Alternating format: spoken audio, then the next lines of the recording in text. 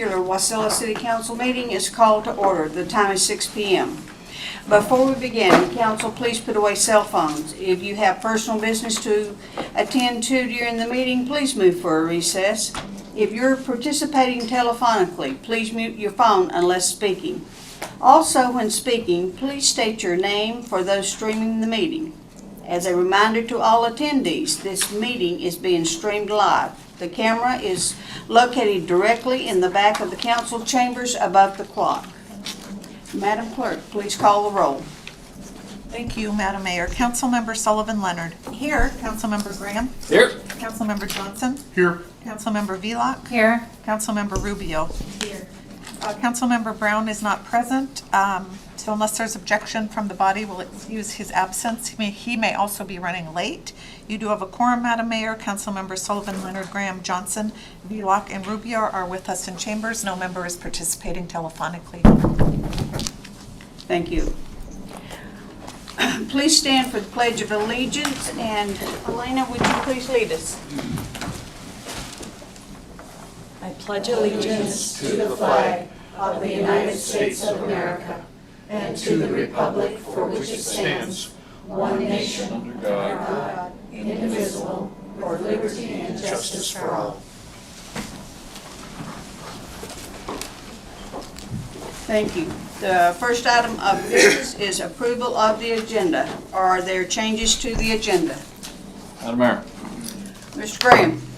Madam Mayor, I would like to move item 8.4.1 and combine it with item 7.1.1. There are two related items. If there's discussion needed, we can do it at that time and just move them at the same time. Okay. I'll second that. Is there any other changes? Madam Mayor, I would like a chance to at least discuss resolution serial number 2216 on the resolutions for approval. Okay, we will move that to new business. Thank you. Are there any other changes? Madam Mayor, could we also move 8.3.2, which is resolution 2215, to new business? Okay. Thank you. Any other changes? Hearing none, is there objection to the approval of the agenda as amended? There's no objections, so the agenda is approved. We're now to special orders of the day. There's one proclamation that I will read. City of Wasilla proclamation recognizing October as Breast Cancer Awareness Month. Whereas breast cancer is the most commonly diagnosed cancer in women, according to Susan G. Komen Foundation. And whereas Breast Cancer Awareness Month is a worldwide annual campaign in October involving thousands of organizations to highlight the importance of breast cancer awareness, education, and research. And whereas, according to the Centers for Disease and Prevention, the CDC, breast cancer is the second most common cancer among women. And whereas, increasing the public's knowledge about the importance of early detection of breast cancer diagnosis and treatment can save lives. And whereas, Breast Cancer Awareness Month is an opportunity to unite all citizens in our community to prevent breast cancer deaths through increased education and regular screenings. And whereas October 21st, 2022 is National Mammography Day, a day set aside to promote the importance of regular mammography screenings in the early detection and prompt treatment of breast cancer. And whereas women are encouraged to take preventive action, including performing monthly breast self-examinations, getting regular clinical breast examinations, and following the American Cancer Society's guidelines for having a screening mammogram. Now therefore I, Glenda D. Ledford, Mayor of the City of Wasilla, do hereby proclaim October as Breast Cancer Awareness Month in the City of Wasilla and encourage all citizens to observe Breast Cancer Awareness Month through education and examination, dated this 26th day of September 2022. Okay, Thank you. We are now at commission and agency reports. We'll begin with a report from the Metropolitan Planning Organization, the Mat-Su Borough Planning and Land Use Department. Okay, let me back up a minute, Kim. The 6.1, the cybersecurity assessment was canceled due to nothing was really found to report on. So now, Kim, you're up. All right.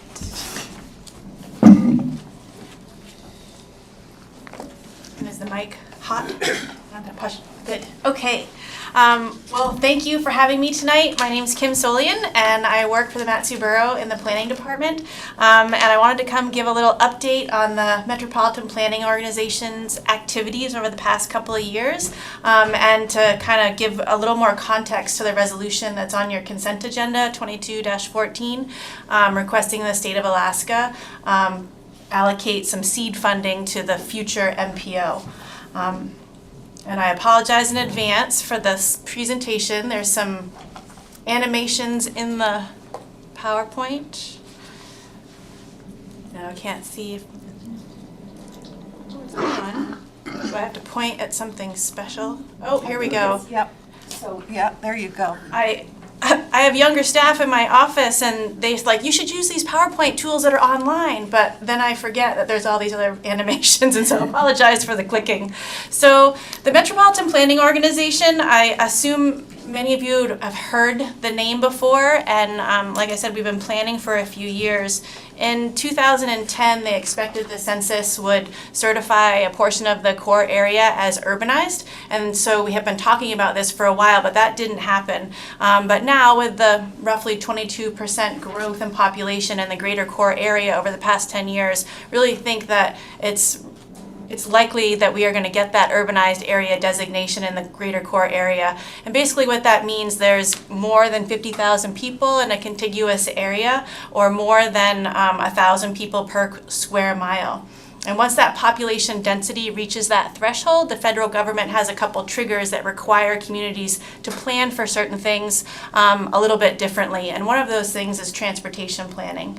The other one is to manage stormwater a little bit differently.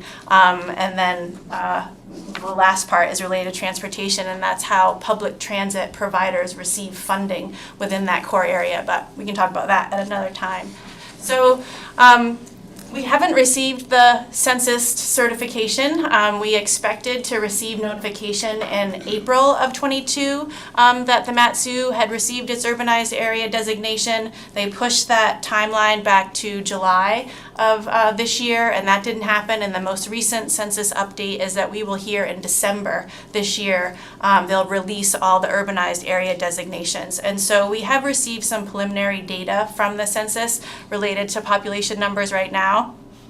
And, we believe that we have reached the threshold, so we're working really hard right now to figure out the MPO process. So this map on the screen is basically the rough outline of what we think the future MPO boundary will be. It might change a little bit. So they'll send us a map that's probably smaller than this. And one of the activities the MPO will need to do is look at, over the next 20 years, like here's the minimum boundary of the MPO. Where do we think our population's going to grow over the next 20 years? And that's what will be the boundary for our MPO. And so that will be the area that we'll be making decisions in as an organization related to transportation infrastructure. So Kim, if I could ask a question real quick. So is the MPO always going to be a contiguous area, or are there going to be little donuts in it where there's? Yeah, so it'll always be a contiguous area. There won't be any donuts. So the service area for the MPO will be contained in a bubble. And then so there'll be activities and funding happenings outside the MPO boundary, and then there'll be activities and funding allocations on the inside of the boundary. And that's just how the census organizes it. So essentially a MPO, or a Metropolitan Planning Organization, is just a planning organization, and it focuses on transportation infrastructure or transportation systems. So that includes bike and pedestrian facilities, public transit, freight, and cars. And so it's looking at, in a region, where is all that infrastructure needed to support the population that's in that area. Right now, the federal government sends funding for transportation infrastructure through the state.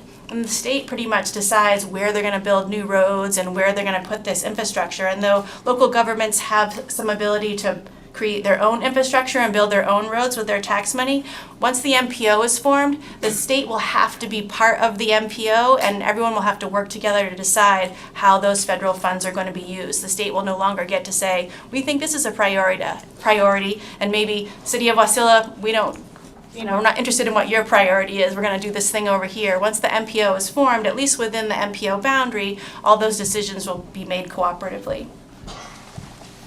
So there are 4 main plans that an MPO needs to produce once they're formed.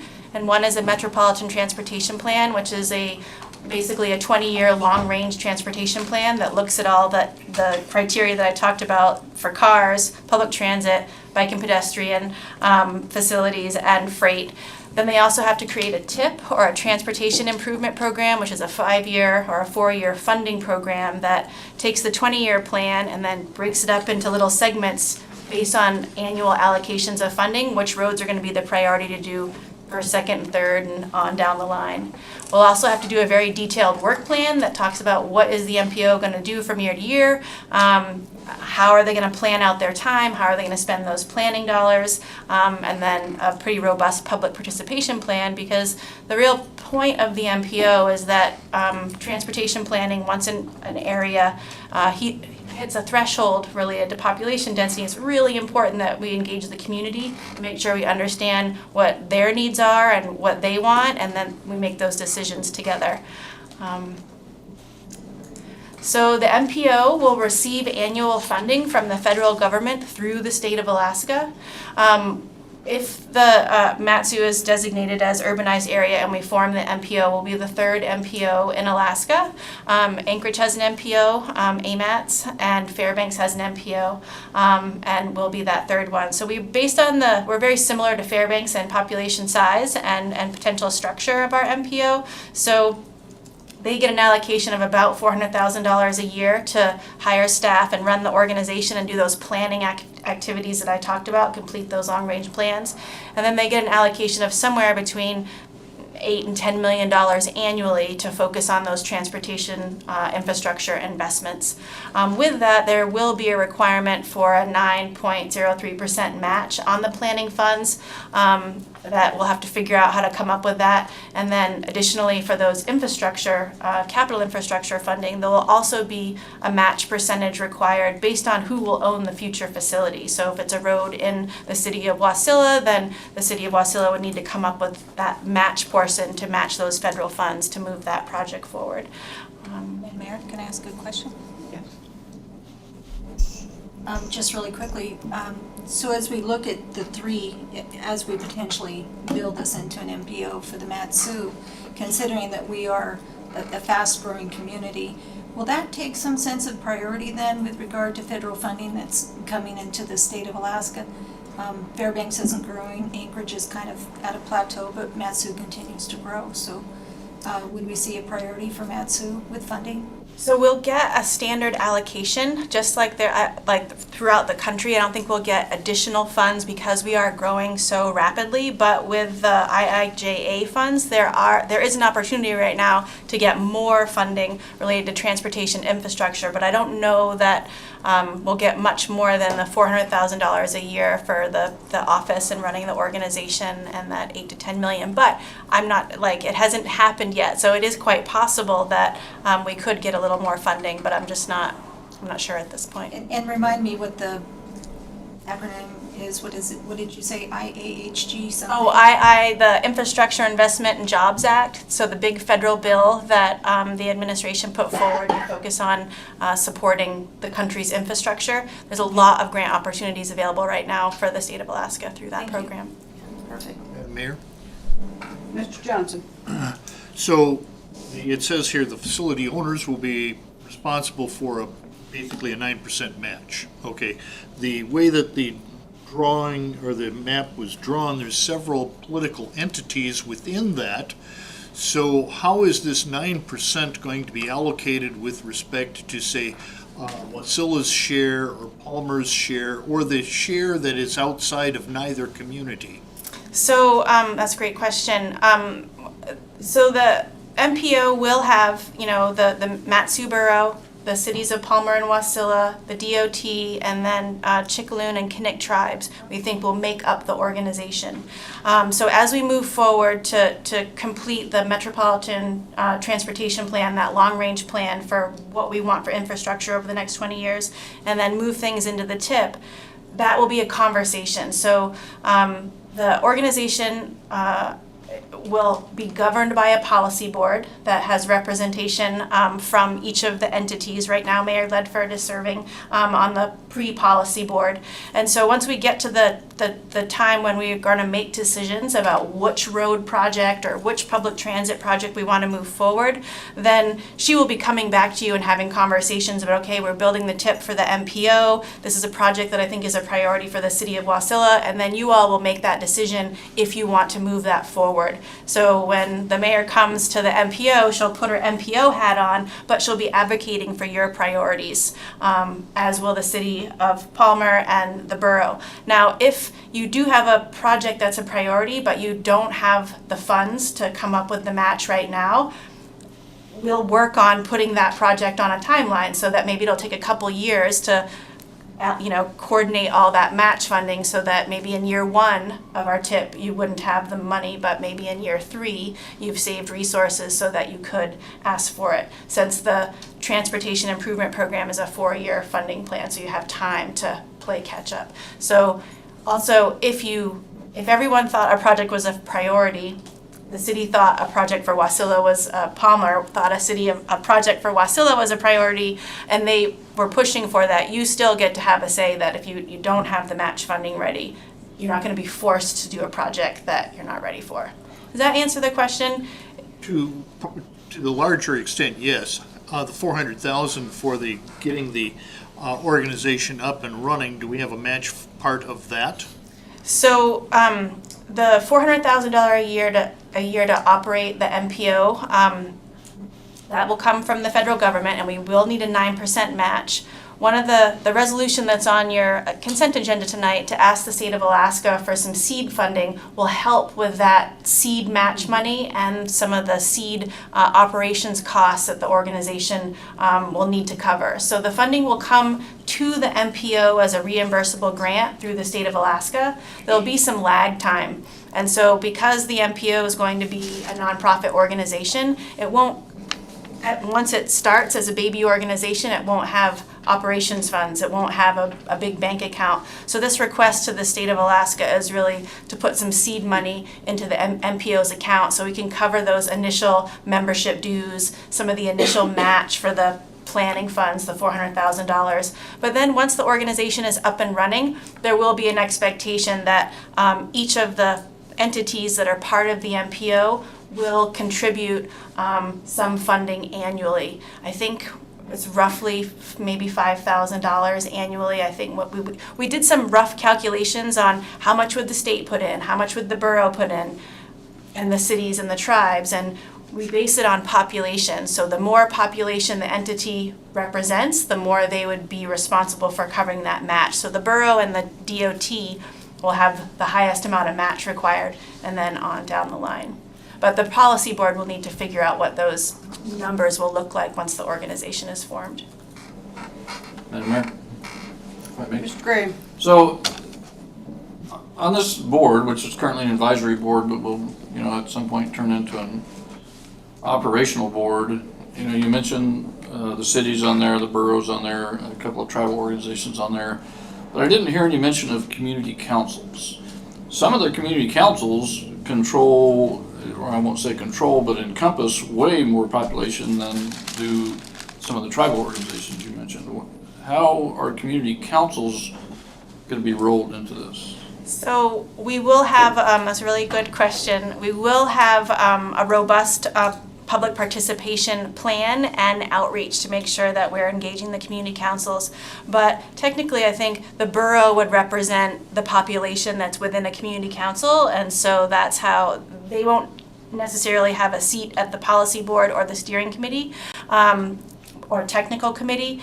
I didn't mention the technical committee, but we have a larger body of folks at the staff level and community level that are like working with, MPO at the staff level, coming up with the plans, coming up with recommendations, and then they bring that work up to the policy board and they make decisions based on that. So I believe we have a 15-member steering committee, and we have representatives from the RSA board and the Transportation Advisory Board from the borough, and each of those are made up of people that are part of community councils and other specialist groups. So our hope is that we'll be communicating with community councils, but as of right now, we don't have community council representation as part of the draft MPO. I think the other thing I should share is that once we create these foundational documents that will guide how the MPO is structured, the bylaws, articles of incorporation, some of these work plans that we're going to create these transportation plans, the governor will essentially form the MPO. We'll have to submit this documentation to the governor, and then they decide that we've done a good job and they agree and they will form it. If we've missed anyone or missed a key group, there will still be opportunities to add or make suggestions. I will be wanting to come back to visit with you maybe in December before we complete the operating agreement that we're going to submit to the governor in hopefully January or February for another resolution of support. So at that point, hopefully I'll have the finalized policy board recommendation list, the finalized technical committee recommendation list, and some of these foundational documents, and then you'll get to look at who this group has decided should make up the organization, and give your approval, or say we think you add to your resolution that some other people should be involved. Thank you. So I forgot to ask how much time I have, so I'll move quickly through the presentation. Okay. So we have been meeting as a group since 2000. I have the state of Alaska has given us annual funds to do some of the behind-the-scenes planning work for how we're going to form this organization, who's going to be involved, and really learn what an MPO is. Like none of us at the table have ever been involved in an MPO or formed an MPO, so we're really learning as we go. So we formed a technical steering committee in 2000 and started meeting monthly, just doing baseline. What is an MPO? What are we going to have to do? What are the responsibilities going to be? How are the cities and the borough and the DOT and the tribes all going to work together to make decisions about transportation infrastructure? We haven't quite worked together in that way before. Then last year we formed a pre-policy board, and the policy board is made up of elected officials and representatives from each of the governments I've mentioned. Our current pre-policy board also has a representative from the bike and pedestrian community, and also public transit. So we're making sure we had a good representation on that board. We've started practicing doing some of the planning work that we will have to do once we're a real MPO. We've completed our 3 work plans now and submitted them to DOT for an approval. We've done a draft work plan for the Metropolitan Transportation Plan and how we're going to develop the boundary for the MPO. So not only will we have to look at census data, but we'll also have to talk to developers and realtors and other people in the community about, you've seen growth and change happening in the region for a while. Where do you think the population is going to go next? And try to get our best guess at where we think that boundary should be. Like I said, we finished our public participation plan. We approved a name for ourselves. Mat-Su Valley Planning for Transportation, or MVP for Transportation. We all got a kick out of that. We didn't want to be just like Fairbanks or Anchorage, so we thought that was a good name. We also ended up approving that we should form as a nonprofit corporation. There are, at this point, roughly 460 MPOs across the country. They all organize their structure a little bit differently based on the needs of their community and their makeup. Some MPOs are hosted by a municipality, and so the MPO is like a department, like in like Anchorage, for instance, like their MPO is part of the Muni. And then other MPOs decided that going the nonprofit route was the best route to go. So we worked with the borough and you know, tried to figure out how we could make our MPO part of the borough, because it seemed like a really heavy lift to form a nonprofit organization and form this new transportation planning. There just was a lot of new things, but the borough just ended up deciding that they didn't really have the capacity or the space to host a brand new organization. And we didn't have the powers to allocate other staff time based on supporting the MPO. So it seemed like an easier route for us to go to form the nonprofit. So as I said before, we do have a pre-policy board. I wanted to make sure you had a list of the names of folks who've been meeting over the past year to help us make some of the decisions about how we're going to form and what all the next steps are. So you can see DOT and Bike and Pet Advocate, the cities, the tribes, the borough, and public transit. So over the next 3 months, we have a lot of work ahead of us because, you know, one of the requirements to, once you receive that urbanized area designation, the clock starts and we have 1 year to form the MPO. So we have to create something called an operating agreement that we submit to the governor, and that's what they review and decide that we are ready to be formed as an MPO, and they will grant that. So we need to finalize our recommendation for who will serve on the policy board and technical committee. The governor could make changes to that. At our last MPO policy board and steering committee meeting, we did make a recommendation for who those seats could be, not necessarily the people. We have to finalize our nonprofit incorporation documents in draft. We won't finalize those until the governor has approved the MPO, and the borough doesn't have the authority as a local government to form another organization, so I have to be careful about how we talk about forming the nonprofit. We'll have to prepare the bylaws for the MPO. We'll have to complete some interagency agreements for how the MPO is going to operate and how each entity is going to participate, articles of incorporation, and on down the line. So we're hoping to have this draft package to the governor in December, and like I said, I'd like to come back in hopefully December and present that to you all. To give you a chance to look it over and ask any questions, and hopefully also offer a resolution of support. So once that clock starts in December, when we get the designation, unless the census delays the urbanized area designation, we hope to submit the document to the governor's office in January or February, depending on what happens. Get that nonprofit paperwork in order, and then hopefully either before or by July, the governor will form the MPO and we will be ready to stand up the organization. And why we kind of want to keep it on that timeline is that if we're formed by July, then we can probably get programmed into the budget for the state and get our first round of MPO funding for planning, so that first round of $400,000 to start doing some of the work of the organization, and then hopefully some additional funds to draft that larger metropolitan transportation plan, or at least get started on it. So that is exciting, but it is also a lot of work. Like I said, the DOT for the last 3 years has given us some planning funds to support all the work that we've done so far. And hopefully in January, we might try to hire a project person or an interim MPO director, so that person can get on the ground, meet everybody, and start helping us do some of that work. Because right now it's a project in the borough's planning department, so it's part of other things that we're doing, and it would be really great for the MPO to have its own staff.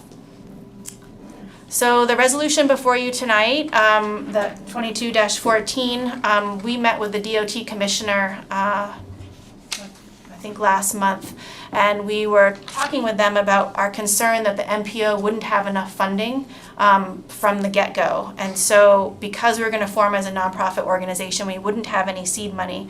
And because the grants that we'll receive from the state are reimbursable, we weren't sure how the organization would begin operating without that seed money. We also expect some level of membership dues, a one-time annual membership fee from all the participating governments that will be part of the MPO that will help with some of that seed money, but the DOT doesn't have a mechanism to pay for their own membership dues, and so we're hoping that some of the seed money would help the DOT with their membership dues. And then we would also use the seed funding to help with some of the match requirements in case for the first couple of years, organizations didn't have the match funding programmed into their budget and we needed a little extra. This would also give the organization some padding. And so the DOT commissioner suggested that the borough, the cities, and the tribes all pass resolutions of support asking the governor to put in their budget for next year the seed funding to support the Mat-Su MPO. And so that's what we have before you tonight. The Mat-Su Borough passed a resolution of support on September 6th. Knik Tribe also passed a resolution of support, I think last couple weeks ago. And then the City Council of Palmer City Council has a resolution on their agenda tomorrow night. And so hopefully we'll have this package together by the end of the week and can send that off to the governor so that he can consider this in his budget. Lastly, Mr. Graham? While you're on that last slide there, have you looked at what these fees and dues are gonna be for someplace like the city of Wasilla? yeah, and I apologize. I didn't bring that documentation with me. We've discussed it at the pre-policy board level. We looked at other MPOs across the country to see how other MPOs at the forming stage structured their membership dues and fees.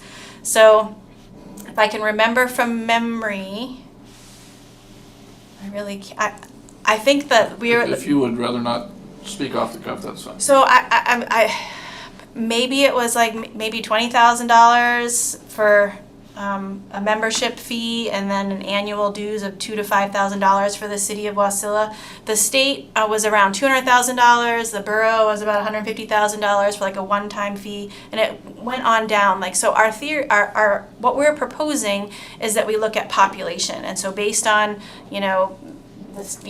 roughly 80,000 people or so in the greater core area, the state would pay the most, and then the borough would pay second, and then on down the line. But the policy board will need to decide what's realistic and what makes sense. And you all have to have a conversation about whether or not you can do that. And so we'll definitely have a back and forth about that one-time membership fee and then the annual dues.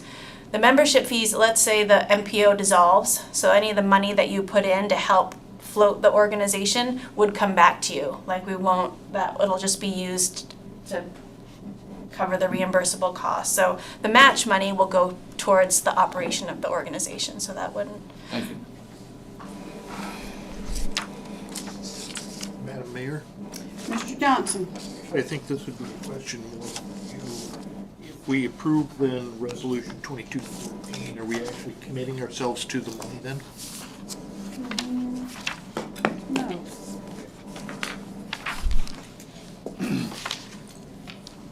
So the last thing I wanted to share is that we are meeting twice a month, and those meetings are open to the public. We're advertising in the Frontiersman and on the borough's planning department's Facebook page. We also have a website, mvpmpo.com, that's in development. So if you want to see any of the meeting minutes from our past meetings or listen to any of the video calls, all of our meetings so far have been online. You'd be welcome to attend any of them. And then I brought some cards in case I can leave them behind in case anyone wanted to call me later and ask other questions. Yeah, it's an exciting time to be in the borough. There's a lot of change happening. And I can answer any other questions that you might have about the MPO or the resolution. And again, I'm happy to come back again if you let me to give you an update. Mr. Johnson? Madam Mayor, since you asked for questions, a number of months ago, we received a sort of a presentation on sort of an express corridor for transportation through Wasilla to really improve traffic flow due to the overcrowding on the parks. Would this NPV incorporate that work of that committee, or are they separate entities or efforts? I think that project will be part of the Alaska Highway System or the National Highway System, and so the MPO we might offer support or be invited to the meetings, but we wouldn't be directing a project like that. So we're mostly on the smaller roads, the major and minor collectors and some of the arterials, not it's separate funding, so. Is there any other questions? Hearing none. Thank you, Kim. Thank you. For the record, Simon Brown arrived at 6:10 PM.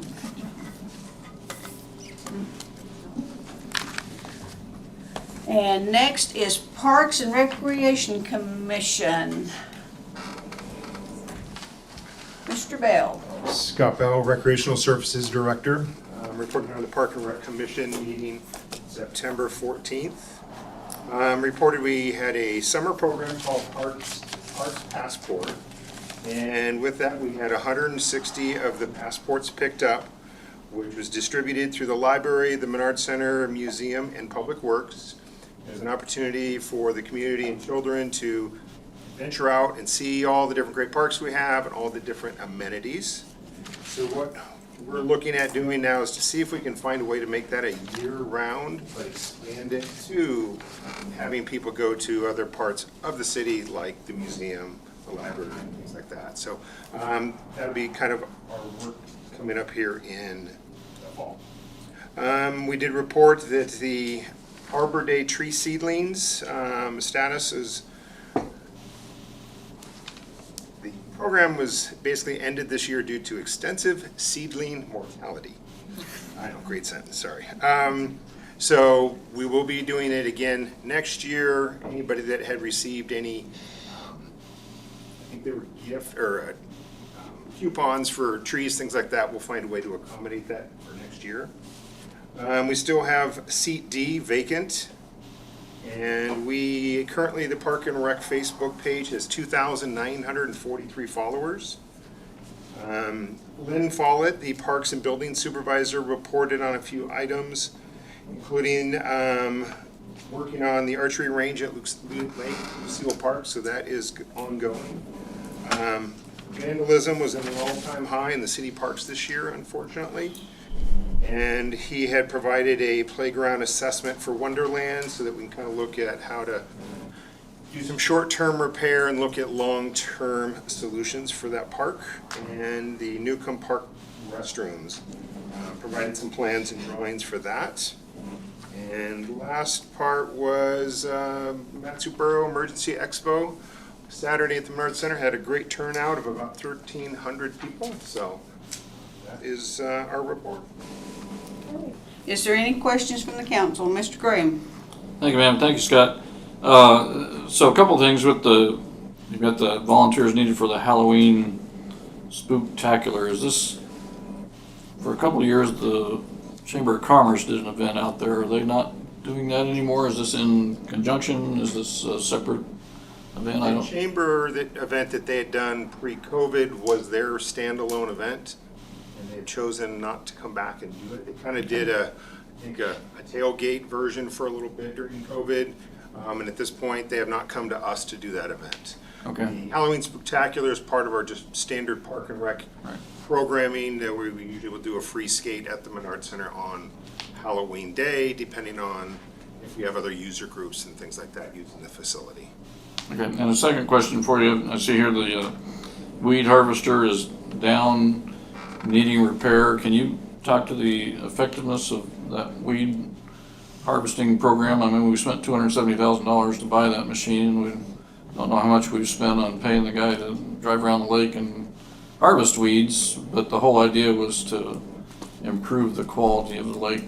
Was that you, or I saw Bob pick up his microphone? What was reported to me was that, one, he reported less weeds in the lake, so that was good, and anything after that I would pass on to Mr. Walden, any additional information. No, I'm satisfied with that unless Bob wants to expand on it. Thank you. Colleen? Thank you, Madam Mayor. Scott, I just had a quick question. You did say that vandalism has increased in the parks.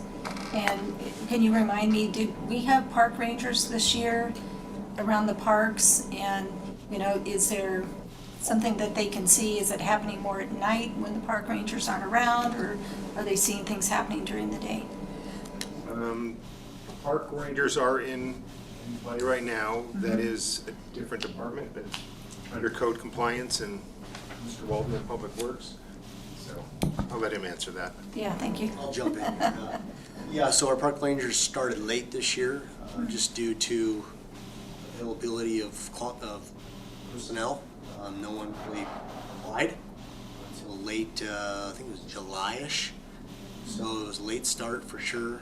And then they got on board. We have 2 currently, and they're going through the end of October here.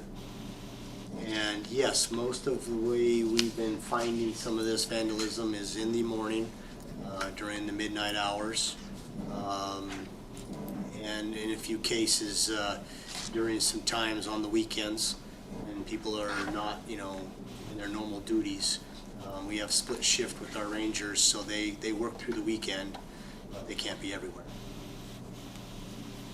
Okay, and just to follow up, Madam Mayor, is there a plan then to try to help alleviate some of this vandalism? I know it's hard. We've been working on more security cameras in areas to try to and activity in some areas to help with some of that, to catch them on video. But beyond that, we need some more help from others to try to figure that out. Thank you. Mr. Johnson? Mayor, through the mayor, do we have an estimate of damage cost due to the vandalism?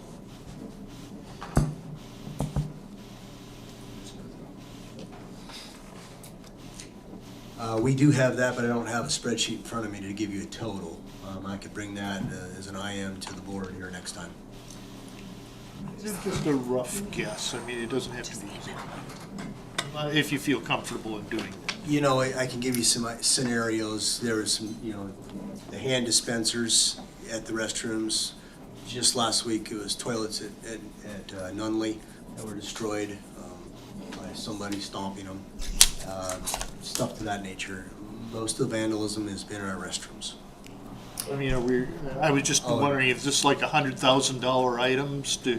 Not quite, but it, when I start totaling up, it would probably get close to 50,000. Mr. Johnson, you can call Public Works Director tomorrow. When he's got that information, he can give you exact figures then. That's fine. Okay, is there any other questions? Hearing none. Thank you, Scott. We move on to Wasilla Landscape Standards Review Committee. Deputy Administrator Crystal Nygaard. Thank you, Mayor. So there are 4 meetings to date for the Landscape Committee, and most recent was September 12th. There's 2 meetings that are remaining, October 10th and November 14th. At the last meeting, there was some inquiries about finding a quick list and directions on how people can participate in these committee meetings. So I did hand each of the council members instructions on how to share that information with constituents that would like to participate. The results are only going to be as good as the engagement is. But in the last meeting, they did talk about a variety of different screening, buffering between uses, the rock mulch, ensure the code is easy to understand, clear and predictable, address maintenance issues and inspections. So if you are inclined to learn more about the landscaping conversation that's happening at the city, please talk to one of the council people, or you can call the City Hall and we'll give you the information. So the next meeting, October 10th and then November 14th. Is there any questions from council?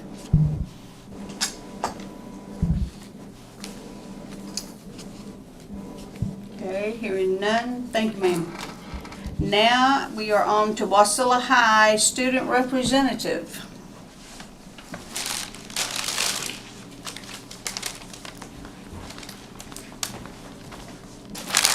Please state your name for us. Hi, my name is Chase Hagelberger. I am the Student Body Media Secretary.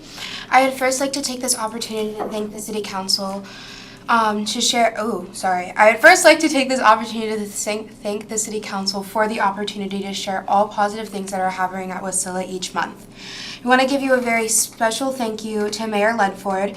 We thank you for your support and aid in securing the Menard Sports Center for our Alaska Association of Student Government State Conference our leadership is hosting at the end of October. This conference will host over 300 student leaders from the entire state in our community. We would like to invite you to say a short welcome greeting to the delegation during our opening ceremonies the evening of Thursday, October 27th at 8 p.m. if you would like. We present you with these flowers to show our immense appreciation for all of your support. In other news, our fall sports are all up and running. Wrestling begins Wednesday. Tennis is currently at regions with state on October 7th and 8th. Cross country has state the same weekend. Tomorrow, our volleyball team takes on the Palmer Moose at home at 4, 5, and 6:30, and we look forward to hosting the region volleyball tournament in November. Friday is the annual Potato Bowl over at Palmer. We are also excited to announce that Warrior Nation has a new fire science program for juniors and seniors. Students who complete the 2-year program will be a certified firefighter 1 and will be able to immediately enter the field upon graduation. A big shout out to Central Fire Department for their partnership. This is a one-of-a-kind program and the first of its kind in the entire United States. Our diesel technician program and subsequent Kubota NC3 certifications are new to Warrior Nation this fall. WHS is dedicated to building our program so that we are offering real-world certifications that are industry recognized so students can walk straight into a job post-high school. Finally, we have a senior parent meeting this Wednesday at 6 p.m. in the theater. We invite all parents and guardians of seniors to attend and hear about upcoming deadlines and events. Again, thank you for your time and your support with Warrior Nation. Thank you. Is there any questions from the council? Mr. Gray? Thank you, Madam Mayor, and thank you, Tracy. That was very informative. I just wanted to pass on behalf of the veterans here in the community. We really appreciated the fact that last Friday night was Veterans Night at the Wasilla High School football team. There's a lot of folks in this community that have given a lot to make sure that our families and our children can grow up in safe communities and get a great education, and we appreciate being recognized. Thank you. Thank you. Is there any other questions? Okay, am I gonna have to buy Palmer Mayor dinner on this potato bowl? All right, I'm counting on you. We're gonna win. Okay. We won the last one. Counting on you. Okay, thank you so much.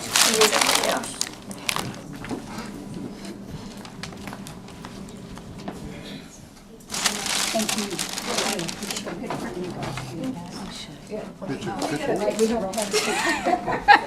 You're not done yet.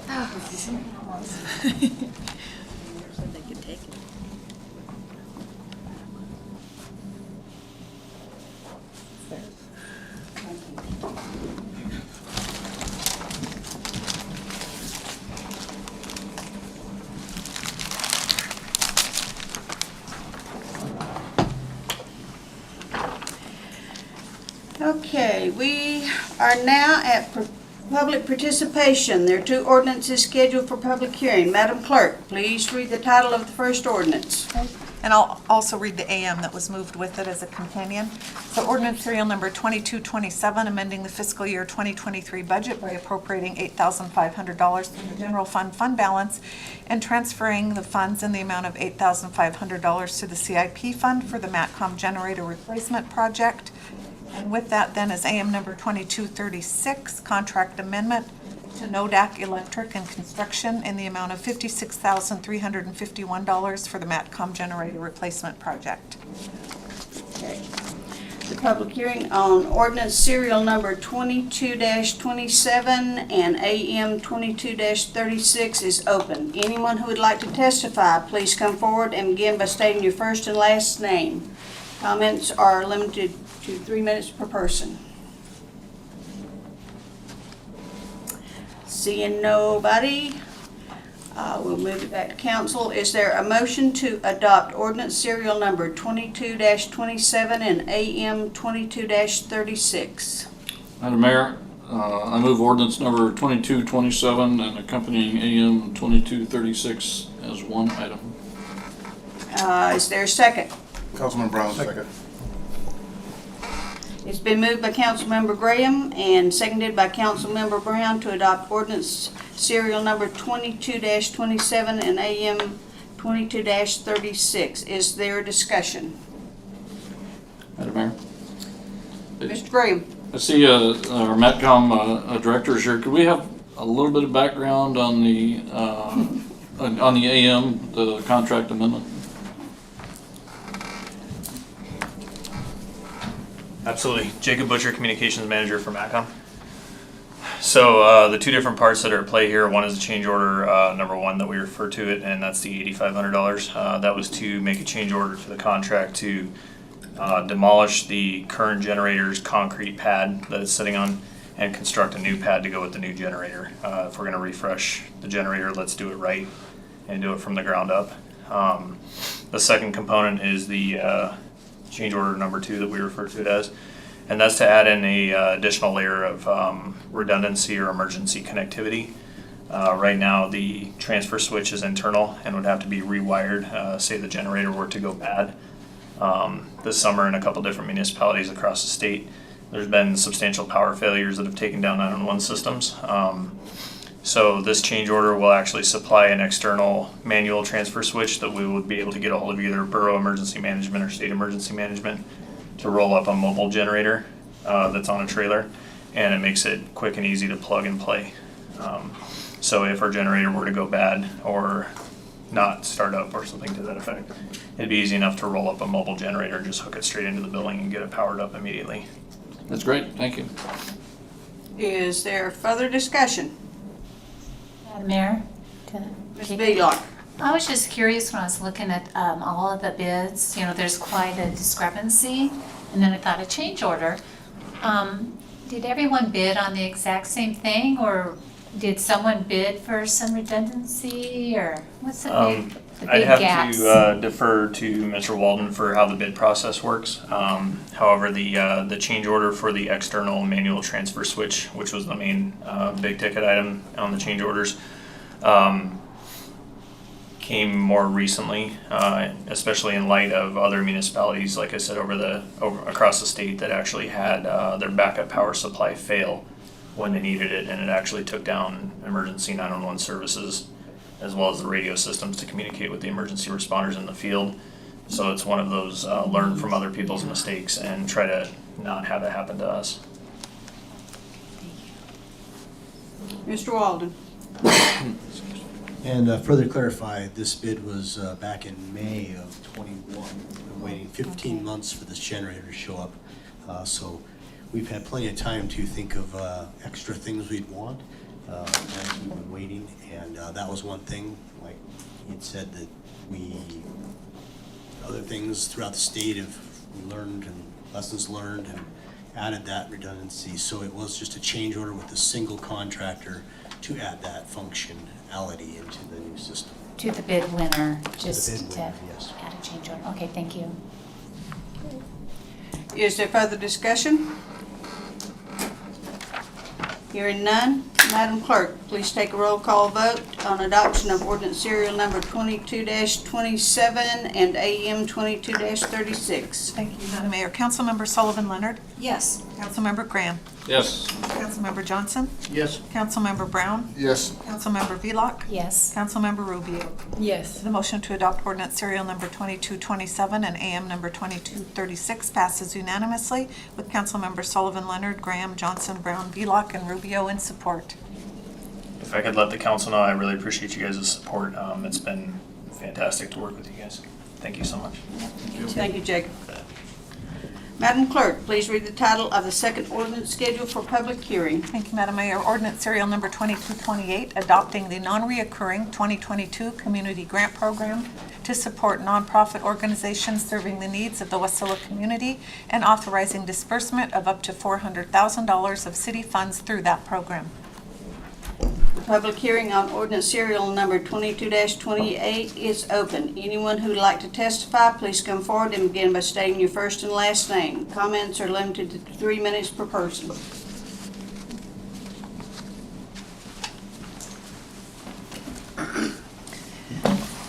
Good evening, Mayor Ledford, council members. My name is Mary Robinson, also known as Randy Robinson. I am a city resident. In full disclosure, I am also a city employee, albeit a part-time temporary classified library aide.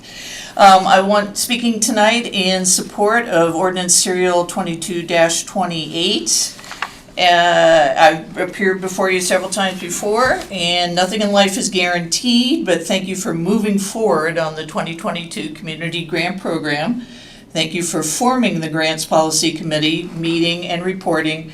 And frankly, I'm not the sharpest tool in the shed. Thank you for providing IM 2213, because my head was starting to swim as to the timeline as to what was happening here.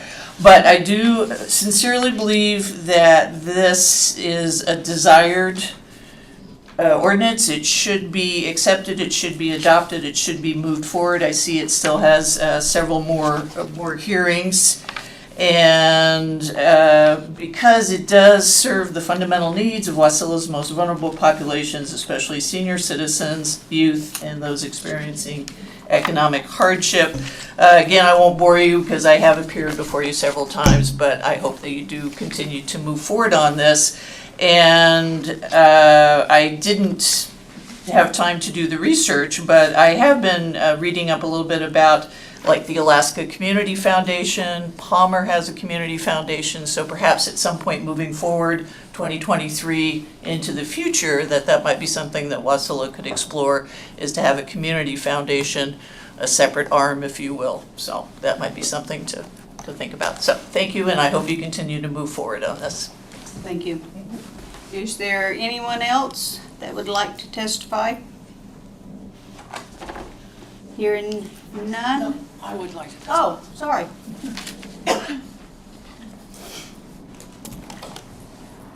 Good evening, I guess it is evening. My name is Diane Keller. I'm a city resident. Last night, my husband and I celebrated our 30th anniversary on our property, so I've seen a lot of changes come and go over the years. And I am coming tonight to speak in opposition of ordinance serial number 22-28. It sounds like the outcome has already been predetermined as to who's going to get the money. But in my job, I administer grants, and I have not heard a lot of things that I think if you're going to open Pandora's box, which in my opinion is what this is, you need to have some rules. There's, first off, no fiscal note to tell the citizens how much it's going to cost the city to manage this program. Who's going to do it? There are no quarterly reporting, and every single grant that is given out that I'm aware of requires quarterly reporting, whether it be federal, state, or even local grants.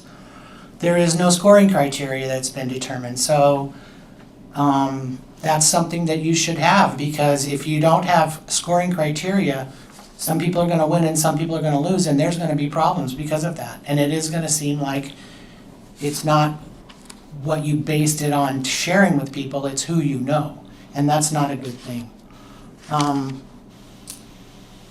I truly do believe that this is opening up Pandora's box.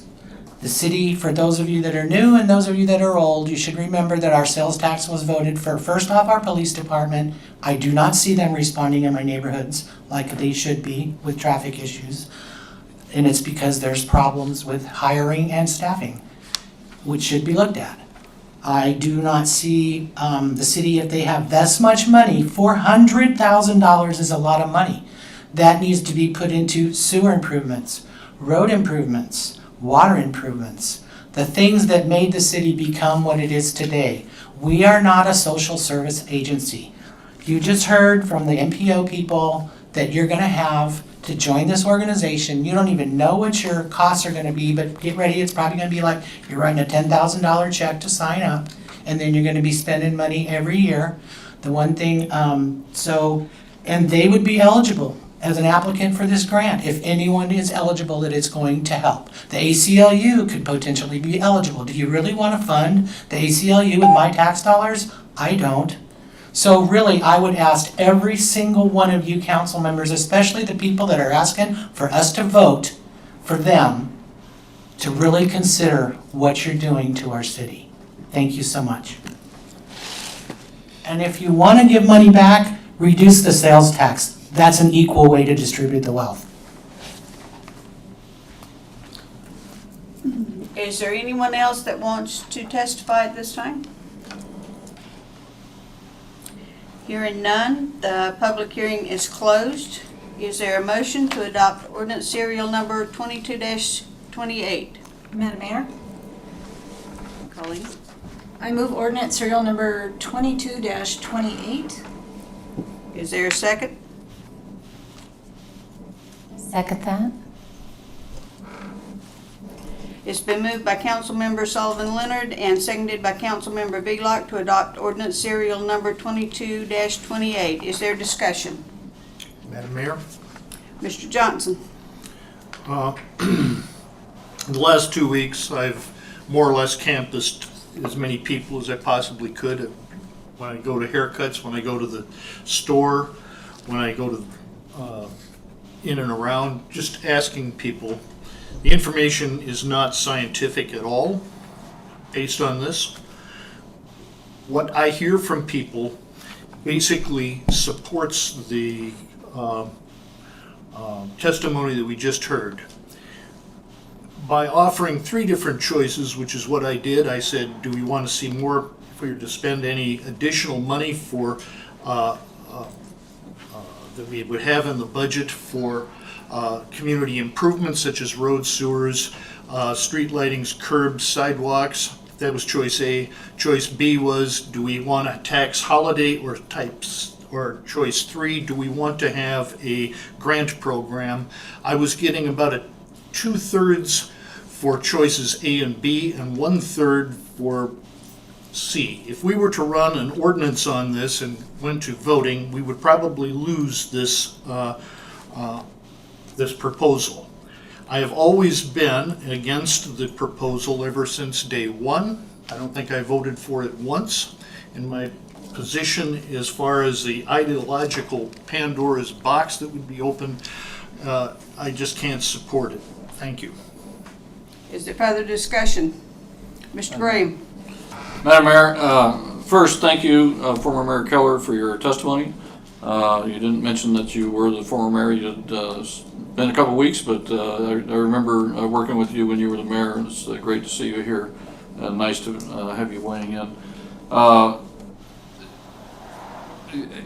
agree with Mayor Keller that this is a Pandora's box, and even though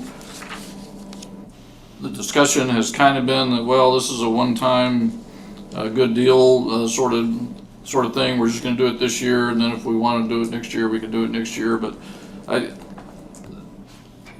asked the clerk to put together a list of 501c3 organizations, and I believe that was included, Madam Clerk, with the packet. And you can see there's all kinds of organizations doing good for this community. Some of them we may not think as being doing good, but they think that they're doing good for the community. And essentially this grant program would be open to anybody and should be open to anybody if there is a grant program. Any organization that's in the city should be able to apply, and this shouldn't be something where we have picked the winners before we announce the contest. That isn't correct. So I have a significant philosophical issue with this program. However, in terms of tonight, what I would offer Madam Clerk is amendment number 1. So amendment number 1 would be to amend section 3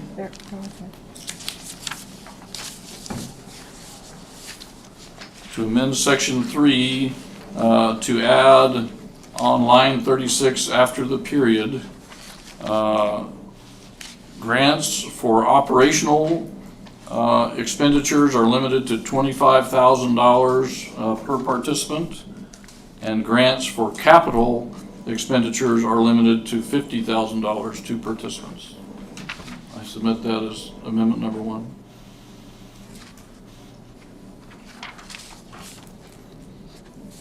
Did you catch that? Okay, thank you. Roughly, yep, I'll ask you for that in writing. Okay. I'll sharpen my pencil. Madam Mayor, there wasn't a second for that amendment, so it's not going to move at this time. Madam Mayor? But I would like to, I'm speaking, just a moment, please. I would like to speak on the ordinance itself. I mean, we're kind of jumping ahead without really getting a summary of kind of this ordinance that is before us. And so if Mr. Graham is done, I'm happy to move forward, or if you would like to go ahead with whatever you wish. Well, I was clarifying with the clerk that we had the proper wording on the amendment, and I believe Mr. Johnson was going to offer a second. That is correct. So yes. There was no opportunity for a second on that. So, but in answer to your question, Councilperson Sullivan, I am complete. Thank you. Okay, so before us, Madam Mayor, is the amendment, is that correct? We would have to vote on the amendment before we come back to the ordinance, yes. Okay, so are we voting on the amendment at this time? You would vote on the amendment, on Mr. Graham's amendment that was seconded by Mr. Johnson at this time. So, Madam Clerk, would you take a roll call vote on amendment number 1? I'd like to continue discussion or have discussion on amendment number 1, since all I did was offer it. There was a second, there was no discussion. Oh, sorry. That's okay. We're all on the same team. So the reason I offered the amendment is if we're going to have a grant program, we want to make sure that the grants are for sustainable items. You know, if an organization decides to expand its mission, expand its function, and so on and so forth, and needs a little boost to make that expansion, you know, through operating costs, and $25,000 is a fairly substantial amount of money to most organizations.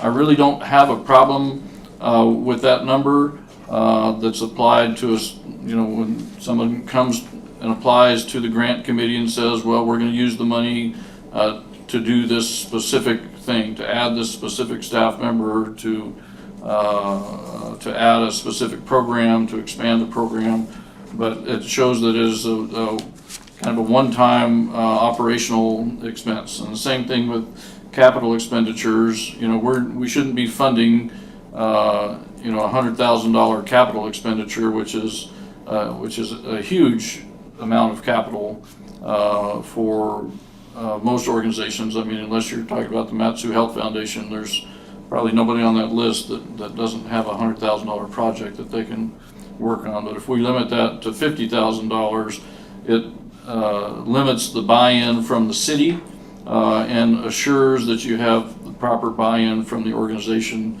that is coming forward.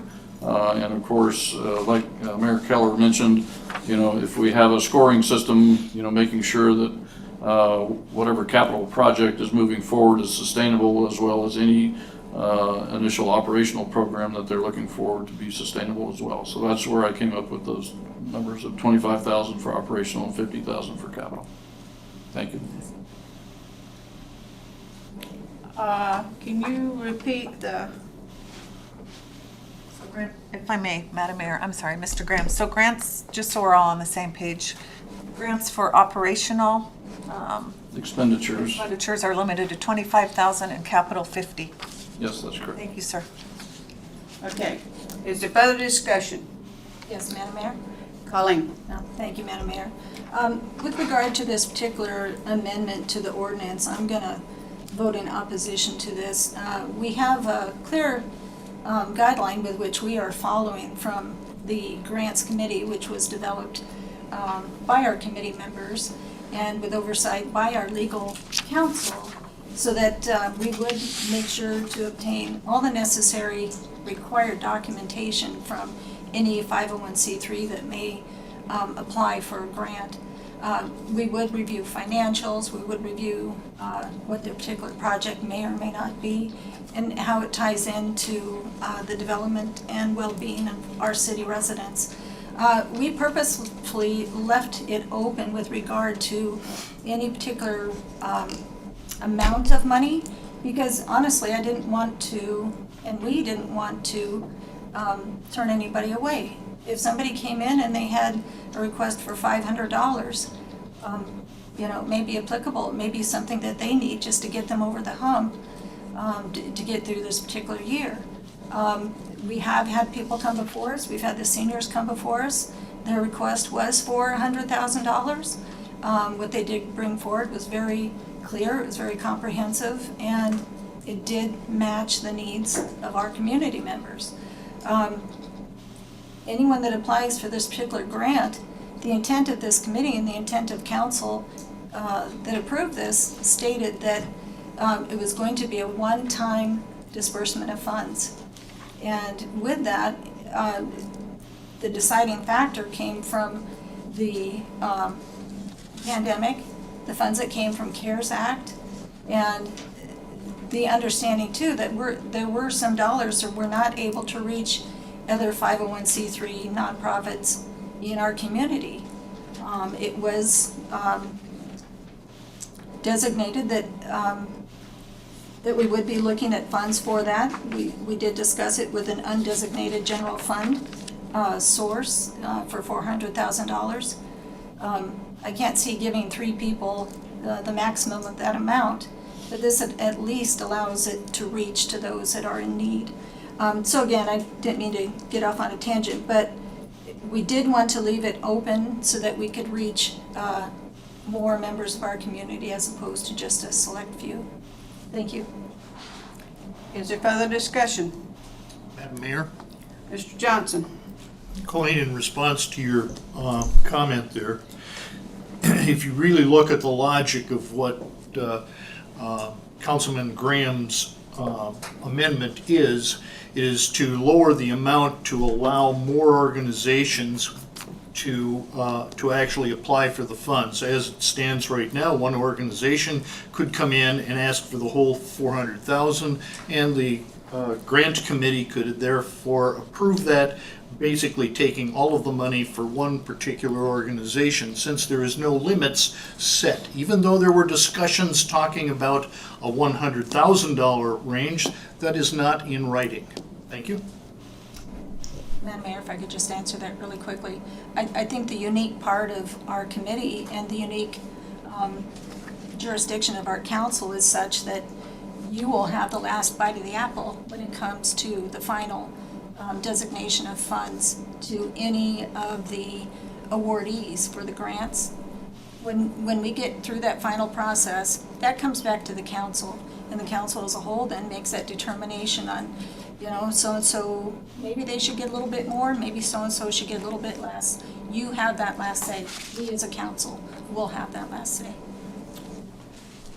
Madam Mayor, Colleen, so then is what you are saying is that the committee is going to bring forth all requests for grants back to the council, and the council as a whole will choose the grants that will be moved forward. Is that what I just heard you say?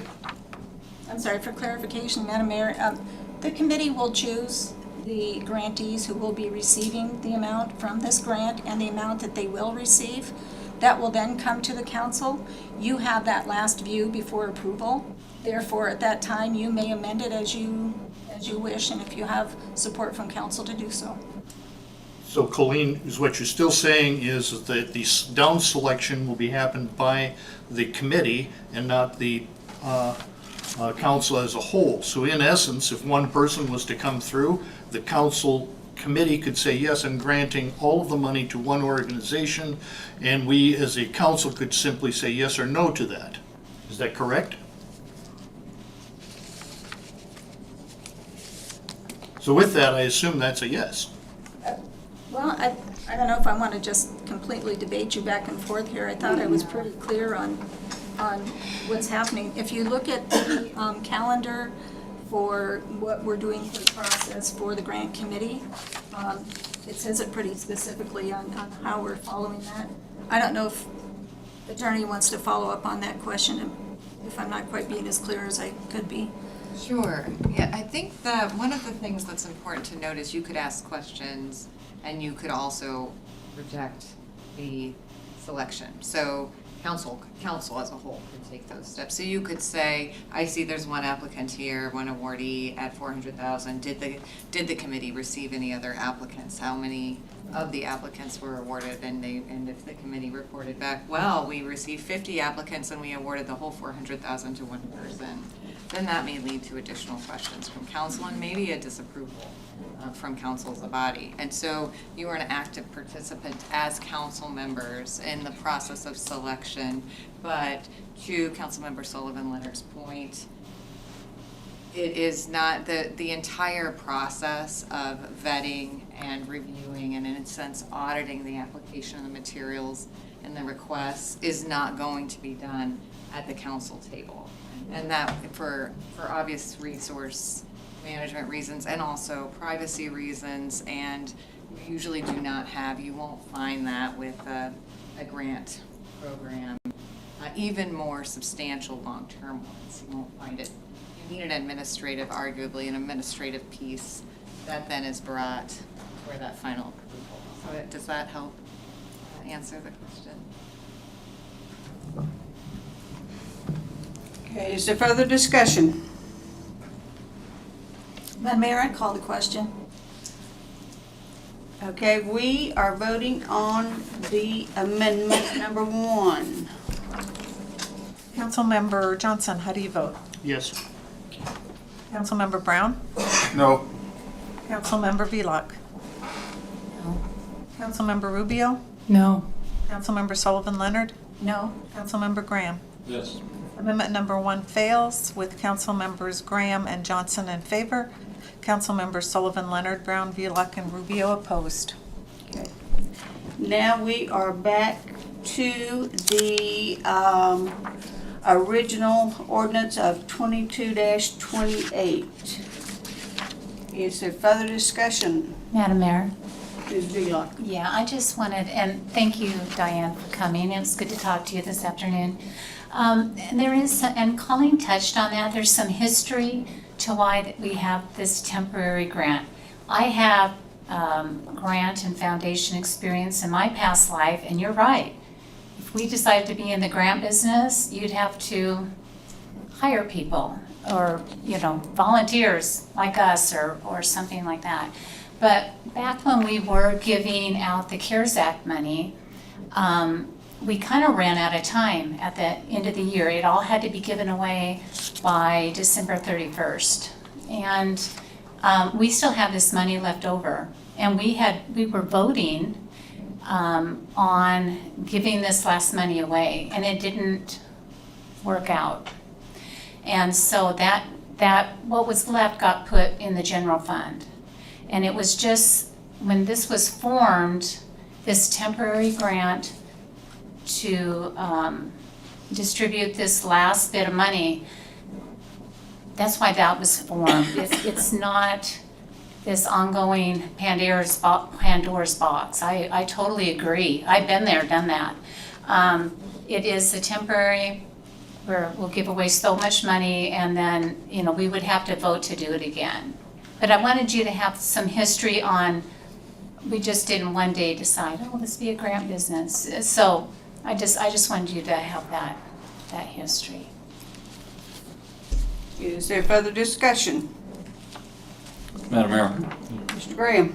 Thank you, Madam Mayor, and thank you, Nikki. I know you did a lot of great work with the MTA, working with organizations that were, looking to the telecom co-op to move forward, and the MTA Foundation, to this day, continues to work with those, and it is a lot of work to do that. But as you mentioned, this one is kind of looking at a one-time program, and you mentioned.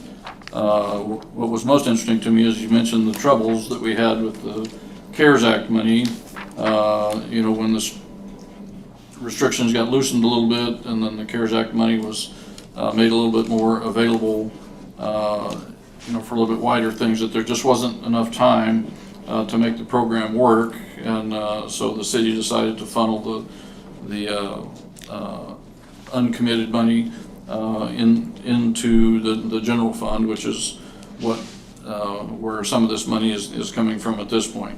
But the point here being is that the timeline When you look at this, what is this anyway? This is an ordinance. When you look at this ordinance and you look at the AM that supports it, or IM 2213 that supports it, that talks about the calendar, it pretty much says we're going to wrap this program up in December. You know, well, what's the rush? You know, I mean, we've got, our fiscal year doesn't end until the end of June. You know, why don't we give organizations time to evaluate what they could do with some additional money and to come forward? You know, I mean, we are the city and we kind of move forward at the speed of drool, but I can guarantee you that nonprofit organizations move forward even slower, depending on the size of their boards. So they need time to evaluate this, to come up with programs, and to decide what it is that that they want to do, or if they want to have anything to do with this grant program in the city of Wasilla. If we're going to do this grant program, it can't be, as Mayor Keller mentioned, it can't be predetermined who the outcome is, which is pretty much what we've done at this point by cutting off, applications in October. It just doesn't give people time to prepare, and it isn't fair to those that didn't think there would be such a program available, because we haven't had such a program available, for many years. So I can't support this ordinance. I mean, at this point, it pretty much just looks like it's paying a political favor, which opens that Pandora's box, where you really don't know what's in there. And once the lid is open, you know, God only knows what's going to jump out. But I appreciate the work that the grant committee did, and I think it's a good work, and they've certainly got good intentions doing things. But if we're going to have such a short fuse on this, which isn't, built into the ordinance here, as far as the drop dead date, I cannot support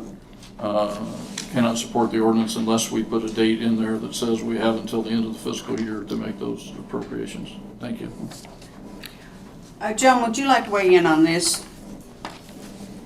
Yeah, Joan Miller, Finance Director. I do just want to make some clarification for the record with regards to the CARES Act grant. We were approaching December 31st and looking for possible eligible expenditures.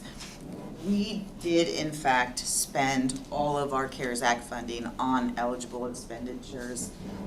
Where the city has benefited from is that in FY22, approximately $3.1 million in wages and benefits that otherwise would have been paid for by the city were able to be reimbursed under the CARES Act grant.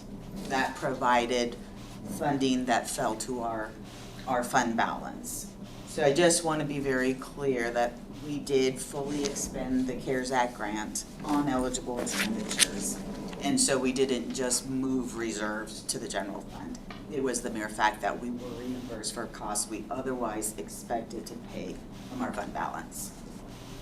Madam Mayor, if I could clarify, thank you, Joan. What you said was exactly correct, but we did not, in fact, spend all of our money on eligible programs. There were programs out there where the city, the administration decided were ineligible, that other cities, municipalities, and states decided were eligible and spent those funds.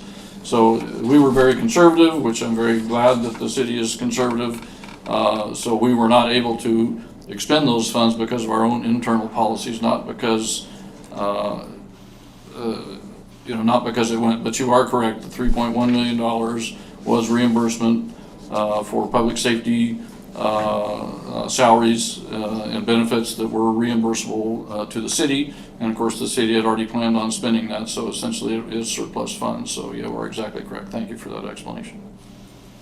And just to clarify, we may not have opted to choose to spend those funds on other forms of eligible expenditures, but we did expend the full amount in accordance with the grant. Okay, is there further discussion? Madam Mayor? Colleen, I don't know if legal wants to chime in, but, okay. With regard to the grants program committee, when this was brought forward for council's review and discussion, we did vote that the grant committee would disperse at the end of December. And it's not in this packet here, but it is in the initial paperwork that we had for our grant committee. So I'm sorry that's not right here and visible to council. It should be. But anyway, you know, we've had great discussion in our committee work. We have legal counsel who's providing us the legal guidelines to bring forward this ordinance for council's consideration. Councilmember Velock has incredible background experience with regard to grant review, grant disbursement, and all the legalities and procurement work that goes into that. I have a background in grant disbursements as well. And then with Joan assisting us with the financial history and knowledge base for how we need to craft this. Together we have brought forward, I think, a good ordinance for council's consideration. I personally don't want to open Pandora's box, and to Mayor Keller's credit, I've worked with her in the past while she was mayor, and we did go through a few grant processes at that time. However, what we found and why this community grant program was initiated was the fact that our code didn't have it very clearly delineated how the city would look at grants, how it would be dispersed, and when that would happen. And that's why at that time, council said, you know, we don't want this to be a reoccurring thing. We want it to end at the end of December. And that's why this is why it's with us today. Certainly, if there's other discussions with regard to grants in the future, the code now has that in there. If council decides that they do want to be in the grant-making business, though I don't think we really do, we would have that opportunity during our budget presentations, January, February, March, April, during that time period. Again, the whole work was to identify funding source, develop an ordinance, bring it forward to council, open it up for grantees to be able to apply, and then approval of grants at the end of the year. So that's kind of where we're at in a nutshell. You know, I don't see that we are preconceived on how we will choose or not choose particular grantees. I don't think that's fair to say that we would. Anyone that applies, all of the information will be looked at very comprehensively and concisely. And again, the people on our committee, they know what to look for. We have the guidelines before us, and hopefully we'll bring something forward to the council in the future that they can review and either agree or not agree and move forward. So, thank you, Madam Mayor. Is there further discussion?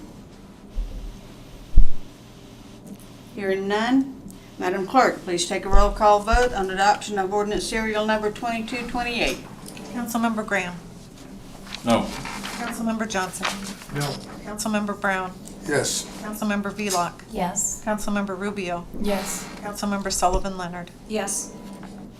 The motion to adopt ordinance serial number 2228 passes with Councilmembers Sullivan Leonard, Brown, Velock, and Rubio in support. Councilmembers Graham and Johnson opposed. Okay, we are moving on to persons to be heard. It's raised may be taken under advisement by the council or administration.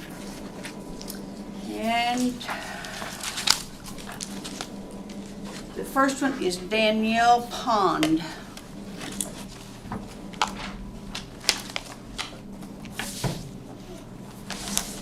Hi, my name is Danielle Pond. I am Outreach Service Manager with Wasilla Area Senior Center. My heart is absolutely full with all the events we have going on, fully staffed with the new CEO or promotion for Marlene Munsell. And ADS at our Mid-Valley location is getting steps closer to getting that open, very exciting. We have a health fair out there October 1st. That's 8 to 12, many different facilities and businesses will be out there. If you're interested, that's there. The Fall Festival that Westfield Area Senior Center is hosting, which I'm in charge of, is October 21st. Seniors are welcome to bring their families. We have live music, the Feral Cats Band, a chili contest, a dessert contest, a raffle, and a cakewalk. So, and I'll be having a photo booth there, so if you bring your family, catch the fun moment. And our previously known as Pie It Forward is now My Oh My It's Pie, which is a wonderful fundraiser. There was a lot of debate on what name we were picking, but that one won by a landslide. And just a special shout out to all of our lunch sponsors. You are greatly appreciated. And if you would like to become a lunch sponsor, you can call me or Marlene at the main office and feel welcome to come in and see what we do and have lunch with us. So thank you so much. Thank you. Thank you. Okay. Mary Robinson.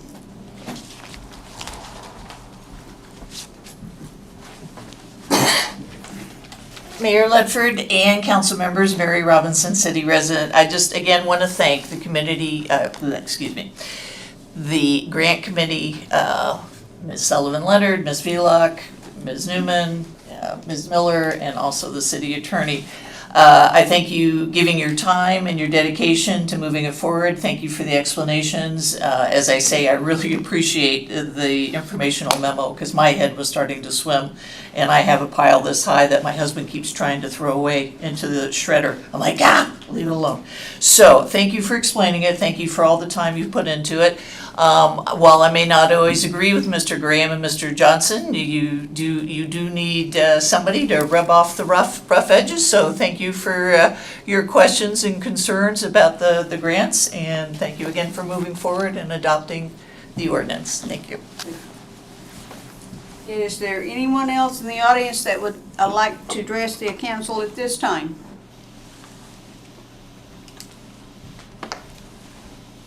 Thank you, Diane Keller again.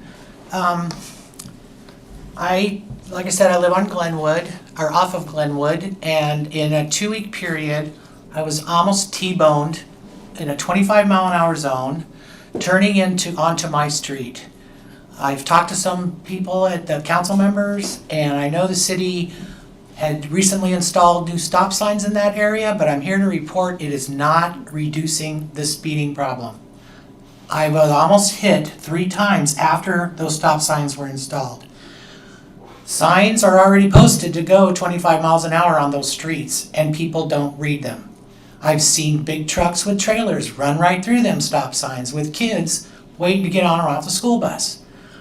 We need speed bumps because as I testified earlier, if the city has too much money, please buy me more police officers. We really, really need them.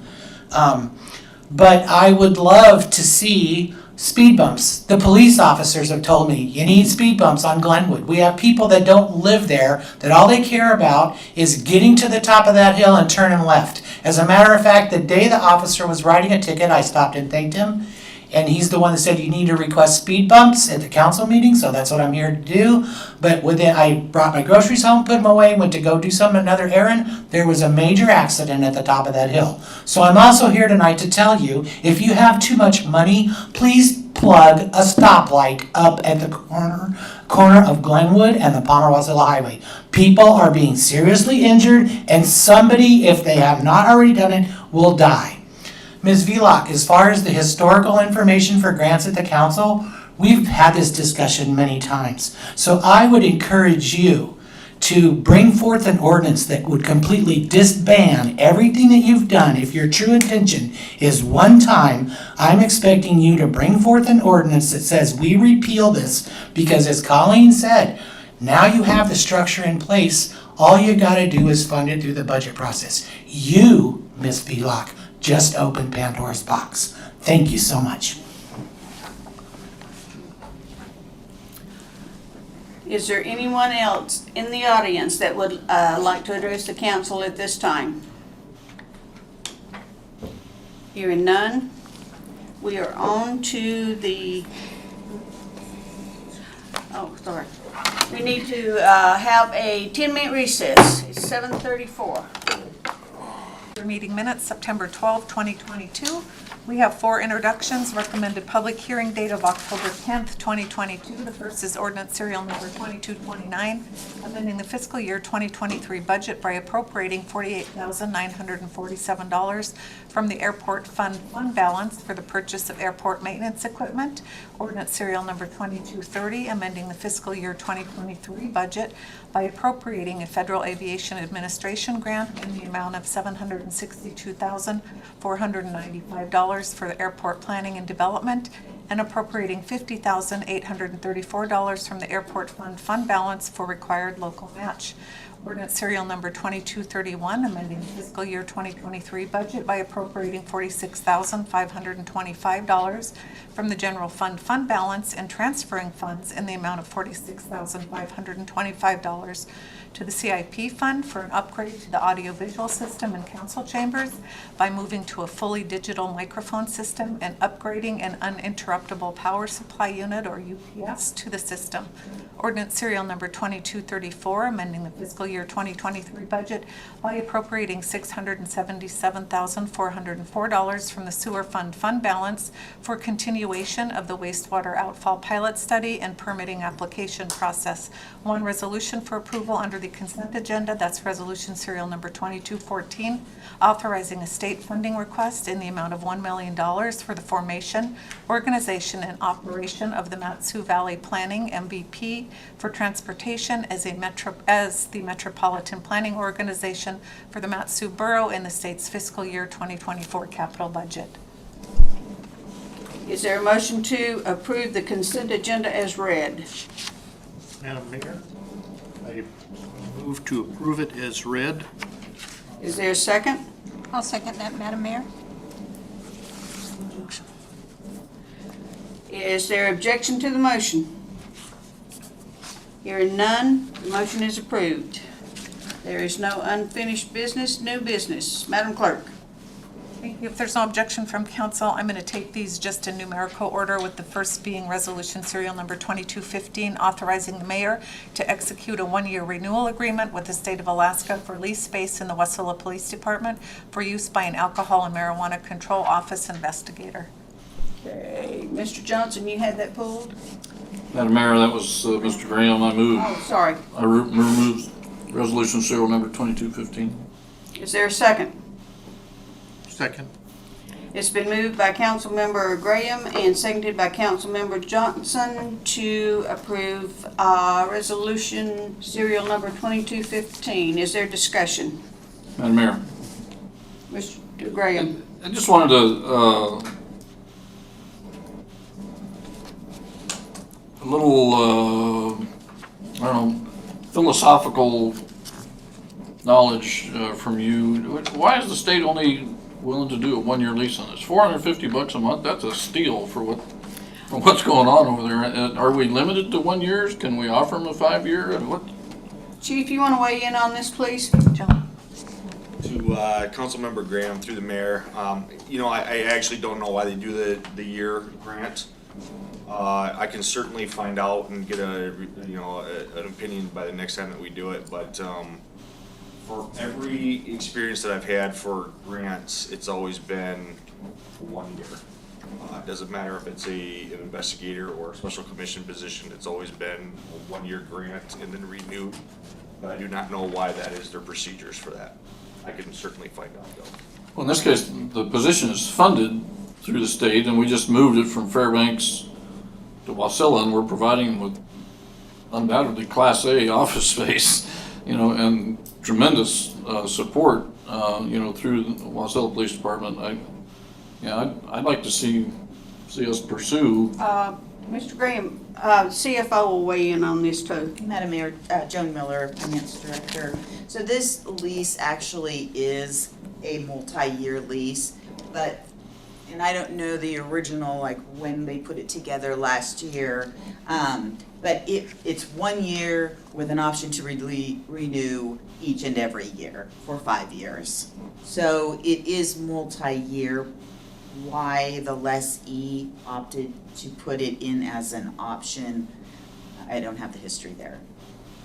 Well, my point being that I'd like to see them move in there as a fairly permanent fixture, particularly while we have the space available for the next 15 years or so as we go through. But I have no objection to the resolution serial number, but I think getting the state to utilize that facility would be to our advantage. So. Yeah, and I think in reaching out to them to ask, of course, if they also wanted to continue, and I think the feeling is reciprocal. It's just however the parties decided in this original formation of the lease to make them option years. Thank you. Thank you both.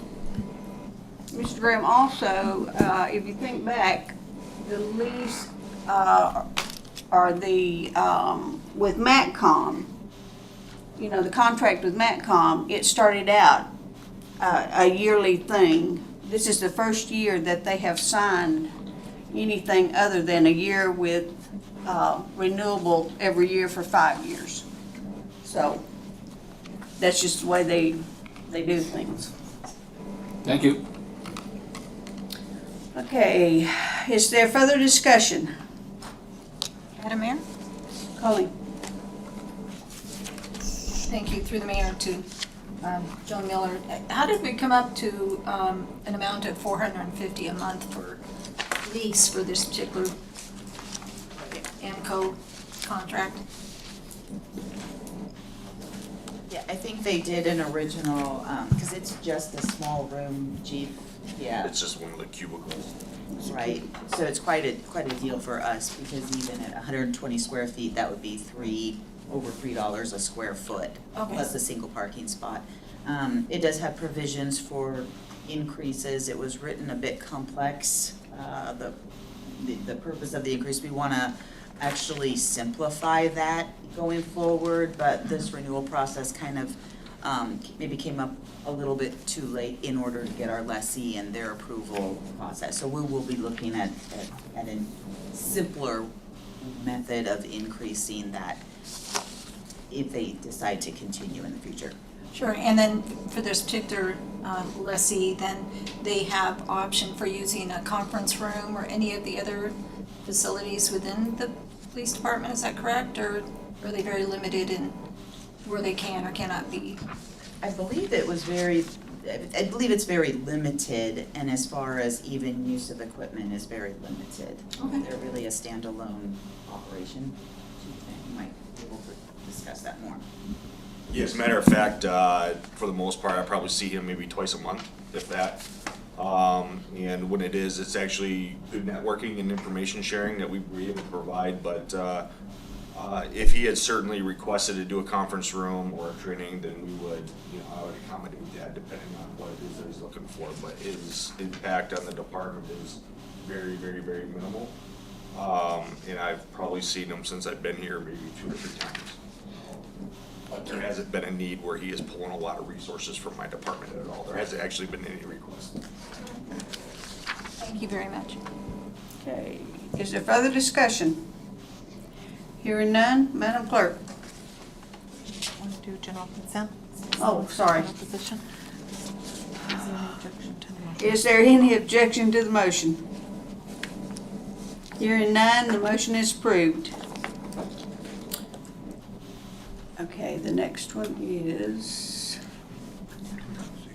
2216. Is there a motion to approve the resolution serial number 2216? So moved by Councilman Johnson. Second by Rubio. Okay, it's been moved by Councilmember Johnson and seconded by Councilmember Rubio to approve resolution serial number 2216. Is there discussion? Madam Mayor. Mr. Johnson. Thank you. 2 things. First off, I want to clarify or state that I am associated with the FAA, although I'm with the Aircraft Certification Branch and not the Airports Commission. So I have no real financial or employment connection to this particular grant. That's the first question, or the first statement, I should say. Secondly, is by approving this grant, we actually are going to receive the $762,000. Could we get a briefing on the council as to what we're gonna do then for the spending of this? And if we're not ready for it at this time, I would just make that request at a future meeting. Okay, Mr. Walden. Through the mayor, Councilmember Johnson. Basically is broken into two parts at this time. One, to continue the master plan through HDL, through our term contract with them. And then also to do another phase of our Airport E expansion, which is another 27 spots off the top of my head that mirrors exactly what we did in 2019, I believe it was.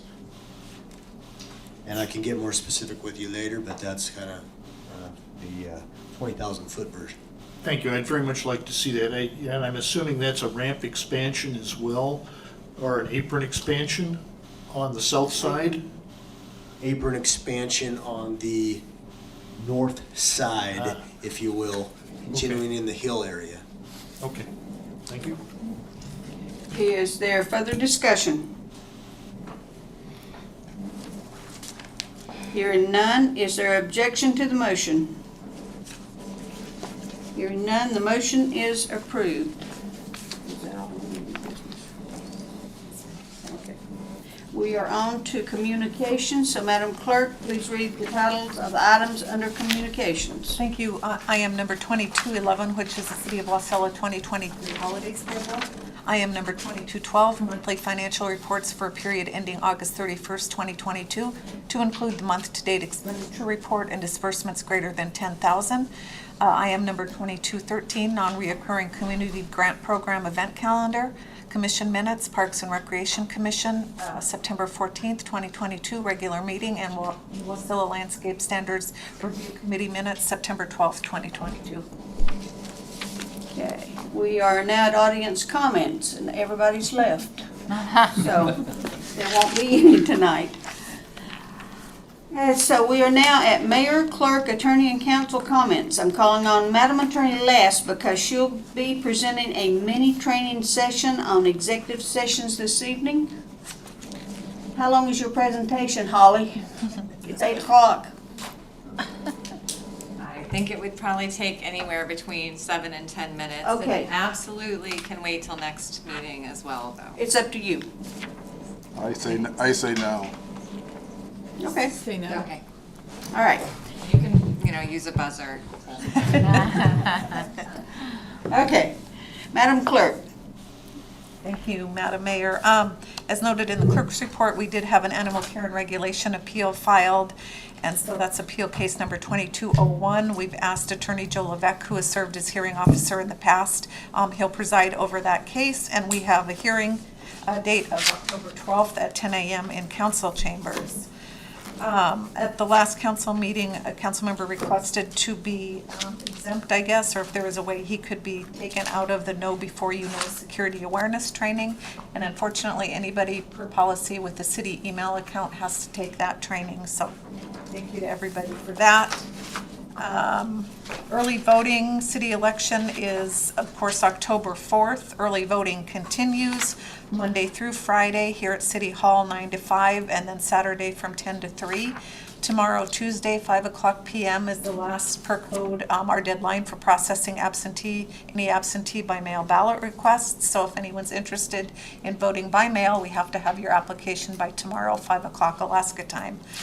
To date, we've processed 68 absentee by mail ballot applications. We've received 28 back, and I'm sad to report we've only had 17 early voters. So, and we're heading into our second week of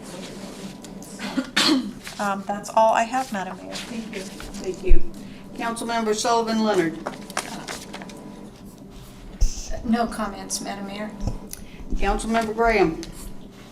Thank you, Madam Mayor. I know Mr. Walton, Public Works Director, we had a discussion a little bit about the speed mitigation issues and funding for that from some discussions that I've had with folks up here on this end of the Dial, there was some specific money allocated for that. Were you able to find where that was? You mentioned that you would take a look and see if that was, because that was before your time, obviously, but if you could fill me in for just a second on that, then I can continue and back away.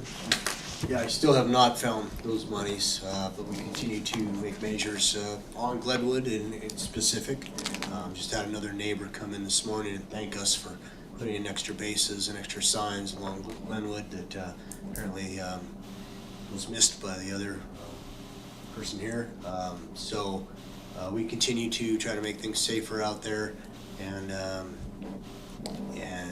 pull money from our budget currently to do so. A lot of those signs are pulled from our just in stock stuff and just continue to do that. Okay, thank you, Mr. I got Waldman. it written down in the budget stuff for the new director when he's starting to have all kinds of stuff written in the budget for him. That's probably a pretty thick book. Yes. So, thank you, Mr. Walden. To the council, you know, AML, the winter meeting has been moved until December of this year. You know, so we're not meeting in the middle of November like we had in the past.